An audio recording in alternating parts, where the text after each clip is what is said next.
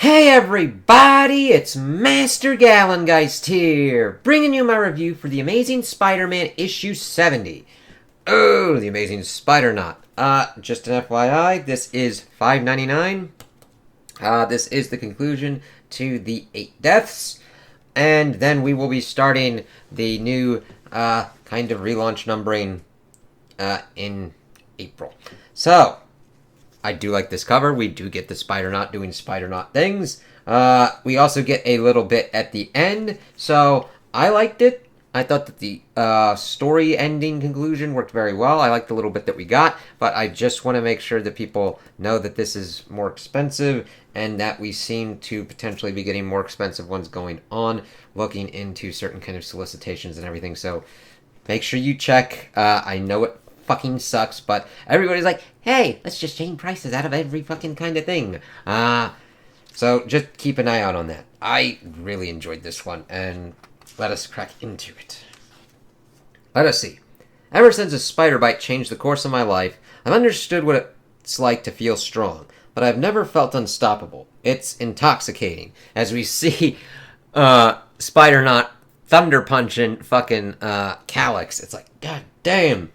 And then getting him pretty much beat down onto Earth. I really like the diagonality and the momentum and movement that we get from that fucking punch as he's taken down there. It's also a lie. Lots of things can stop the Spider-Knot. The pain of loss.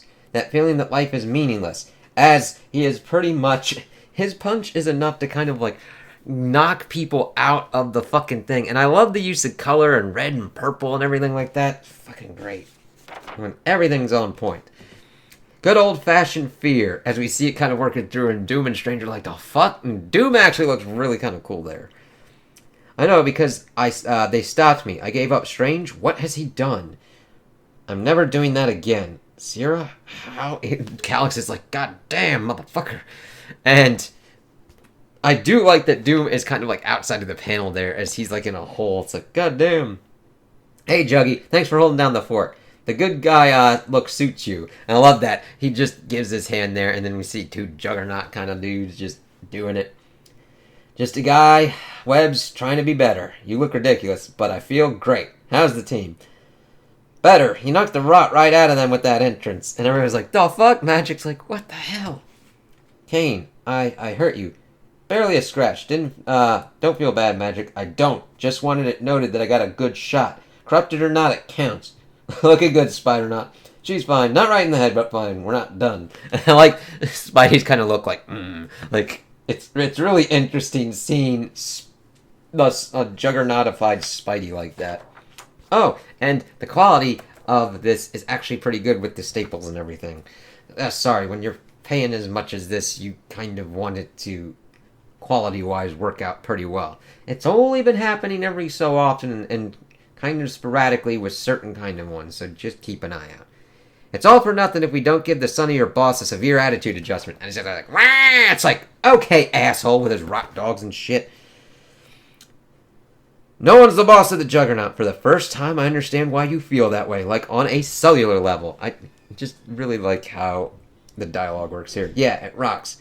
You ever heard of a fastball special? It's an X-Men thing, as we get one Juggernaut fastball specialing the Spider-Knot, which gets full 2-ass pages. Thank you. Calyx! I've been given a second chance to put my money where my mouth is and fight against the inevitable corruption and destruction of every soul on Earth. Maybe this dimension, if the sorcerers are to be believed. Feels like screaming in a hurricane, but that's fine. I'm not alone. No one here is going quietly into any dark night. As we see the X-Men helping out Juggernaut as Juggernaut tosses Spider-Knot. We get the dogs blasted. Calyx is like, fuck again. It's just really kind of cool. And we get like fucking, we see the Calyx kind of web things with the rot dogs and everything. But just Spidey's like, eat my ass, bitch. It's like, yep. Oh, we also get a thing for like Kid Juggernaut there. It's like, yep, this is a Juggernaut themed one. He's scared. Throw me again. It's like, toss me. That gave me Lord of the Rings vibe. No. You kicked the soul rot right out of everyone, Webbs. Now we got a chance, but only if you let us handle the light work. Calyx is anything but. If he unleashes more of that rot, I'm slow, not stupid. I know what he can do. Your fight is up there. The Blight, it's so big. Word of advice, you're a fucking juggernaut. Don't think, just do. Always worked for me, more or less. It's like, you know what?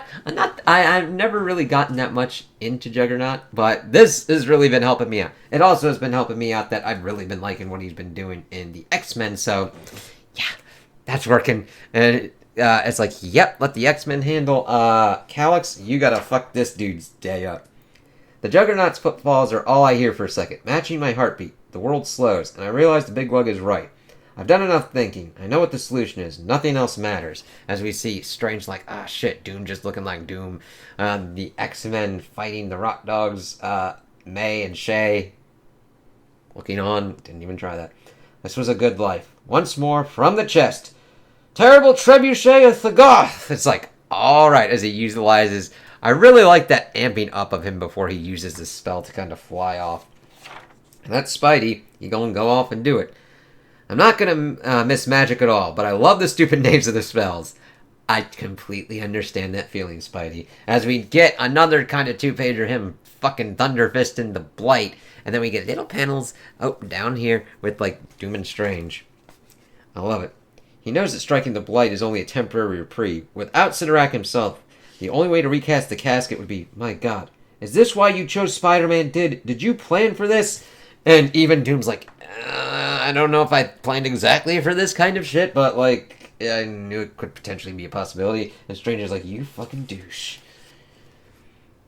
And then we shift over to the Crimson Cosmos with Sierra and Sidorak. And this is interesting. It's quiet. If it was not so terrible, it would be nice. But we must scare the truth. We must scare the quiet away with truth, Father. I have traded my immortality, my share of your crimson magics, to spare the life of the mortal champion so that he can save the Earth realm, including you. Why? Why am I immobilized, indecisive, confused? And this kind of works out. I do like what we got in Fantastic Four, examining trauma and stuff like that, and this grief and hurt and pain as well. I have been asking myself that very question since I met this curious human, as we see her along.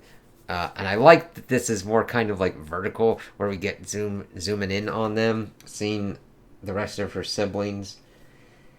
The unthinkable has happened. You have lost 6 of your children, their immortality, their essence stripped away by Blight in the form of Calyx. Humans call it grief. Nothing can hurt Sidorak! And I'm like, shit, fuck. It's like, that is a really powerful one there, and I love the lettering and everything. No, the great Sidorak did nothing as his son killed his siblings and attacked his father. You are broken. Make it stop. I cannot. This pain is inevitable, but maybe there is one who can help, if it is not too late. And I'm like, yeah. Hers is like an inevitability kind of thing. And it's like, shit. But there's other ways of dealing with it and potentially getting through it.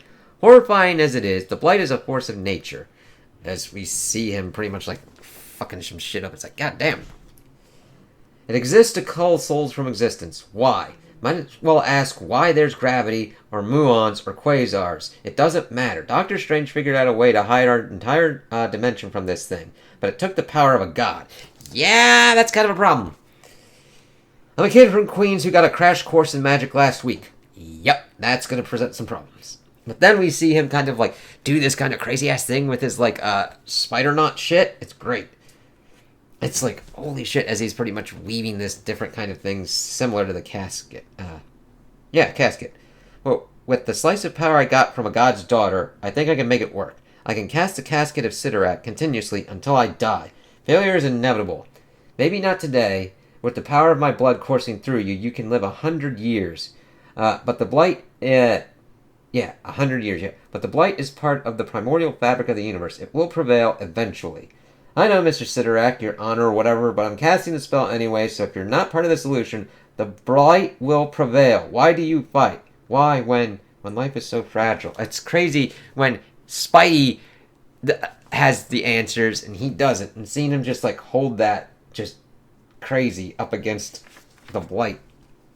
And then we get this great one-pager here. Just full page seeing Spidey like this. Despite the magical craziness of the last few days, this is the only life I have. Most of the time, it's hard. It's not fair. Sometimes it flat out sucks. Yep. but it's my life. There's not another one like it anywhere. It's beautiful exactly because it is so fragile. Every life is like that. Even if in 1,000 years my life and anything I ever did won't matter, it matters today. Today is worth fighting for. Yep. I mean, it's simple, and it's sometimes hard to keep that in check with everything kind of going on, but yeah, and I like seeing all the heads like that and everything of all the people. With a view on to the horizon of infinity, I don't expect you to understand, Sidorak. And I don't care. I'm alive, I'm fighting, just like everyone, and we see, like, the kind of goop coming in, and Sidorak just fucking pushes him out of the way. A reading from the Book of the Vishanti, as Spidey looks on like, what the fuck? And then we get this kind of crazy-ass shit. Of course, Sidorak pretty much acting like Atlas. Earth's champion recalls that day, and the words of the immovable god Sidorak. I hurt, he said, and I see no end to that pain. But if you can act in the face of loss, of your insignificance and fragility, so can Sidorak, as we see the blight kind of moving on, but Sidorak holds up the dimension. It's like, yep, that pain, it's hard to deal with. It's not an easy thing to deal with. I will become the crimson casket that shields the world, this dimension, from the horror of blight. I will protect my remaining children, flawed as they are, and this world. This is the new covenant, not forged on a whim, not even forged by my own will. I make this pledge because I grieve, and I fear that without action, grief is all that will remain. Yep, as we see Calyx getting, like, shit kicked, like, what the fuck? And Sierra looking on as well. On this day, Doom, Sorcerer Supreme, taught a god what it means to live, and forged the barrier that would forever shield our universe from the blight. Pretty much changing out the whole thing, as the blight's like, fuck this shit, I'm going somewhere else. It's like, alright, and I like this, whoop! It's like, alright, easy Spider-Man, I've got you. It's done, yes. I don't know how, but yes, Calyx, told you, doing what you want works every time, as we see Juggy, just fucking got him over his shoulder. I'll see the idiot home. He won't be back. Thanks, all of you. What's a little Armageddon between friends? There you go, Cyclops and Spidey, as he just fucking, like, falls down on the ground. I never want to do magic ever again. Not even at a kid's party. Never. Fair enough. Stranger's like, yeah, I totally get it. Kenneth McCary spent his days 50 stories above the ground, washing the grime of this city off windows. And then I'm like, who the fuck is this? I'm like, oh, it's Spider-Boy. So that others could have a brighter view of the world. It was also how he lived his life. So many of you shared beautiful stories of how Kenny made your lives brighter, leaving surprise messages on your office windows, sharing his kind wisdom with multiple generations of scouts. It's like, oh, cool. The dude that we had seen in the beginning of the story. Or just helping out around the neighborhood. A man you could depend on. A friend. This is sad. Yeah, but just listen, Bailey. And I want you to hear me, really hear me on this. Kenny's passing, though unexpected and too soon, will not define his life. As we see Coulson tearing up as well. It's like, oh, Spider-Boy. It's kind of cool that Pete took him there. The love he shared with his family. I wasn't my best self, Aunt May, and I took it out on you. I'm sorry, and I hope you'll forgive. Thank you, May. And it's just cool to see that. And I do like how this kind of funeral helps us show us as Pete's kind of going through and making amends for what happened. And I really like seeing Pete and Black Cat kind of sitting like that. That's like really good art there. Again, I'm still more partial to Pete and Mary Jane, but it's interesting sometimes to see what different kind of creative teams work with certain kind of relationship kind of dynamics. Yes. The care he showed his friends. I know that an apology isn't exactly right, neither is thank you. I just don't want it to be awkward. We're both adults, Peter. Well, one of us is. It's like, dude, you and the Black Cat, there's always got to be that level of awkwardness. Just promise to keep Emo Peter at bay. No one likes Emo Peter. And don't get me started on dancing Emo Peter. Like, I will take that, and that definitely works. Thanks, Felicia. Alright. The compilation of all the kindnesses he shared with the world. We can take the universe. Don't do this. Is like, he's pretty much just stuck in his dad's throne in a fucking prison. It's like, yeah, fuck you. Why not? You finally got what you wanted. Father's throne. These are the small but indelible marks a man leaves on the world. A lasting message we carry in our hearts. You did a great job, Randy. Thank you for all this. That's the first time and last time I think I'll ever be thanked for a disaster. I can't, and I'm like, it's kind of cool to see, Sierra kind of like It's not the exact place that I thought we'd leave her at, but it's definitely an interesting one, and I hope that she kind of keeps popping up. She's a very interesting character. I'm like, okay, what would she do now? I can't believe I barely survived a crazy villain attack 3 days ago just to die of embarrassment. No one is going to buy anything. The only people here are your friends and family. Yeah, as we pretty much see them just kind of like at the art exhibit and seeing all the Spidey stuff and everything. Pretty cool. Yeah, sure. You didn't front any cash for this. Peter. Shay. Hey, I wanted to show my face and whatever. I'm glad you did, so I can apologize in person. I was in a bad place, and that's not an excuse for how I behaved, but I wanted you to know I got on the other side. Well, what you said about pain versus suffering helped a lot. Life on life's terms. And if maybe life decides that I can call you and try again, well, I've been thinking about it. It's like, okay, let's see how this works out here. You're going to need a nurse after the beating you're going to take after this show. Ouch, you're killing me. Keep going. I was here. I was loved. My life mattered. So you see Spidey. I like that Spidey bit at the end, and this is the end on this little bit, as we then also get the webhead pages. And then we get this little bit. Cash grab. Joe Kelly, Cafu. Yeah, that one was really good. When I was little, I got an allowance from my aunt and uncle from doing extra chores around the house. Not for normal chores. Everyone is expected to do their part. I don't know if that was good parenting or not, because on one hand, I have a pretty strong sense of responsibility. On the other hand, I suck at money. It's like, yep. What the hell? You want to get pinched or be a tiny bit less rich? He can't catch us and help them at the same time. Come and get it, New York. Appreciate the innovation, but no one's falling for it. It's real. Move it. Come on, people. Gotta love greed. Free money. It's like, Spidey, yeah, that was gonna work. Quick cue. How are you gonna spend that from the morgue? Huh? As we see pretty much a truck get ready to pretty much crack their asses. Oh, God. This... Okay. I need a fucking run with this, with Cafu. God damn. Dude, it's great. I mean, Giddis was good. I'm definitely looking forward to Laraz. But this is just some peak-ass Spidey here. Just, I mean, look at that shit. That's a really good Spidey, goddamn. Can't blame them. From the time we're old enough to crawl, we're being told to trade our lives for green slips of paper. Yep, it fucking sucks. But also, common sense. How are we feeling about our life choices right now? Not good. I'm gonna hurl. Look, I'd be tempted to if a storm of crisp hundos fell out of the sky. Even knowing it wasn't mine, a victimless crime. Banks have insurance, companies have insurance companies. They'll probably get reimbursed and a tax write-off for getting robbed. That's depressing. Yeah, exactly. Like, you're the only one that gets fucked, man. It's like, goddamn. As he's pretty much getting himself ready to slingshot. But that's not the point, is it? Nothing in life is free. You could take what's not yours, but you're going to pay for it with a little piece of yourself. Grab that for me real quick. Sir? Sure. Appreciate you. And then, I believe in you, New York! As he throws himself. Wah. And he catches the bad guys as we see them all webbed up. And Jameson's doing his usual shit. The robbers were apprehended by New York's finest, with a little help from a certain wall-crawling webhead. But the real story is this. People, of the nearly $3 million scattered by the criminals into the streets of Manhattan, $2,896,000 were returned by the greatest city dwellers in the world, New Yorkers. First Nationals offered a reward to Spider-Man of a six-figure sum, so long as he provides a name, his real name, social security number, etc., etc. Ha ha ha ha. I hate money so much. I need a job. See you in 2 weeks. The Amazing Spider-Man issue 1. I don't blame you for the hit, Peter. I don't. God damn. I need a run with that, man. And then pretty much spiders and symbiotes are pretty much the same kind of thing that we saw in the previous issue. And then we get a look at the cover for The Amazing Spider-Man issue 1 as we're going for the new numbering. So, I enjoyed this one because they actually delivered on Spider-Knot. It wasn't just he was it for like 2 seconds. He was like punching, doing some shit. We got fucking a fastball special with a Juggernaut tossing another Juggernaut.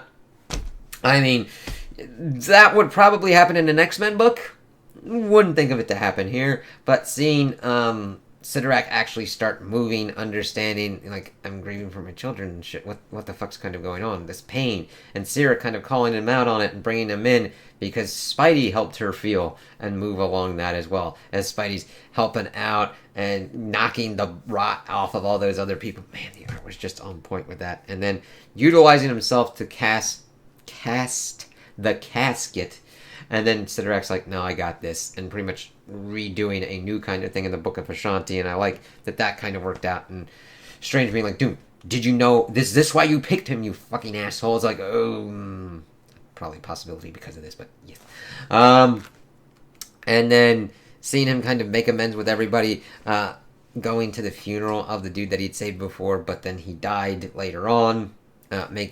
Working it out with Spider-Boy Bailey, making amends with all the people and everything, and then having that little bit at the end of him stopping a robbery and everything like that. I just like that little ad. Now, I think I got value out of this, but figure it out for yourself as well, because it starts doing the creeping stuff. It's like, okay, we'll see. I think the next one is supposed to start at $6.99 as the first issue. That's popping up on that, so just look stuff up online, talk with your local comic book shop about that and everything, all your kind of plans. I felt I got value out of this. If you don't feel that you would get value out of this, that's quite alright. This was a weird-ass fucking kind of run, and I'm like, alright, I'll see how this works, and I really enjoyed it. I'm like, alright, let's see what kind of works out with this, how they kind of handle the characters and everything, and I'm definitely interested to see what's going to be going on with the next kind of run with Joe Kelly and Laraz. I loved Blood Hunt and everything with that kind of art, and seeing a Spidey one with that, and Kafu's